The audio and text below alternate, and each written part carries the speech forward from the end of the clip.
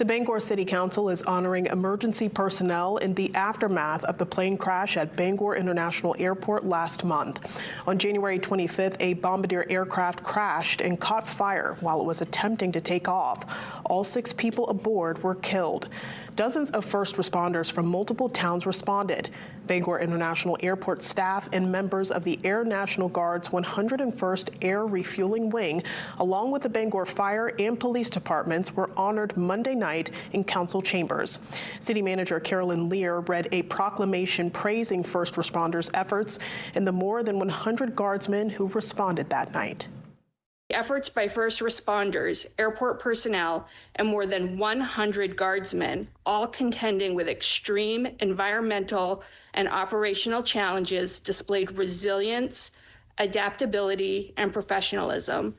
Now, therefore, Mayor of the City of Bangor, Susan M. Hawes, on behalf of the City Council and the citizens of Bangor, do hereby recognize the extraordinary, courageous efforts of those who worked under dire circumstances and in extreme conditions following the deadly plane wreck at Bangor International Airport. The NTSB is expected to release a preliminary report of its investigation findings later this